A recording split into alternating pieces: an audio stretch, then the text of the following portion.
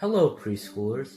I'll be reading A New Beginning, Noah's Ark, from Genesis 6 to 9. Time passed, and many people filled the earth.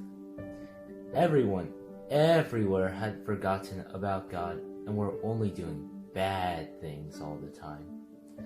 God's heart was filled with pain when he saw what had happened to the world he loved. Everywhere was disease and death and destruction, all the things God hates most. Now, Noah was God's friend, which was odd in those days because no one else was. Noah listened to God. He talked to God. He just loved being with God, like you do with your best friend. Noah, God said, things have gone wrong. People have filled my world with hate instead of love. They are destroying themselves and each other and my world. I must stop them. First, we'll build an ark. Do you know how to build an ark? Neither did Noah. Luckily, God knew, and he would show him. A storm is coming, God told Noah, but I will rescue you. I promise. I'll send the animals to you, ones that creep and crawl and slither and slime and gallop and hop and bound and climb. And don't forget to pack everyone's food. The storm was going to wash away all the hate and sadness and everything that had gone wrong and make the world clean again. God had thought up a way to keep Noah safe. But Noah would have to trust God and do exactly what God told him. So Noah built an ark, short for a very large boat.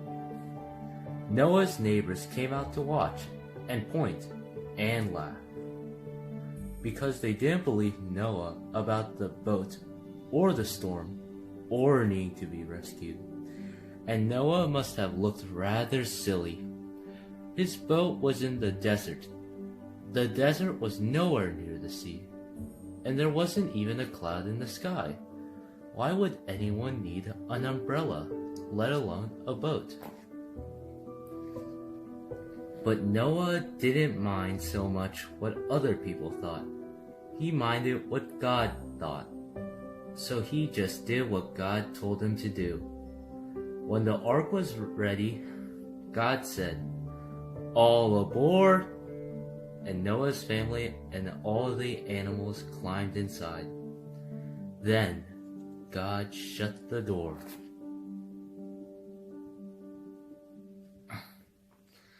And it started raining for minutes that joined up into hours, that joined up into days, that joined up into weeks and weeks.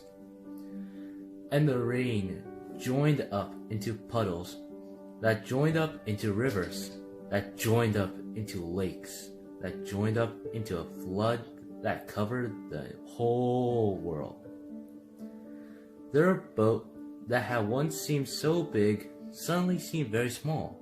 But in the middle of the huge storm, in the crashing waves, in all the thunder and lightning, through it all, God was with them. And God kept them safe for 40 days and 40 nights. Finally, the rain stopped. The sun came out, and Noah threw open all the windows. Hooray! Everyone shouted. Noah sent his dove out to explore, and it wasn't long before she brought him back a fresh olive leaf. Everyone knew exactly what that meant. She had found a tree and land. The water was going down. At last, the boat landed quite suddenly on top of a great mountain. As soon as it was safe, God said, Out you come. And so they did. Everyone skipping and dancing onto dry land. The first thing Noah did was to thank God for rescuing them, just as he had promised. And the first thing God did was make another promise. I won't ever destroy the whole world again.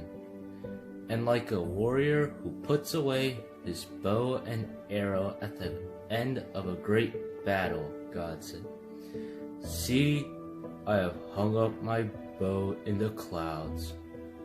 And there, in the clouds, just where the storm meets the sun, it was a beautiful bow made of light.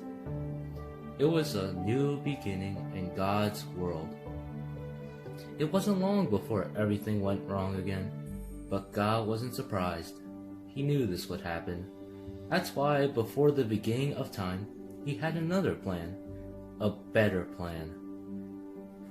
A plan not to destroy the world, but to rescue it.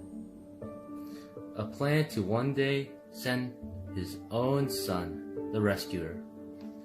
God's strong anger against hate and sadness and death will come down once more, but not on his people or his world. No, God's war bow was not pointing down at his people. It was pointing up into the heart of heaven.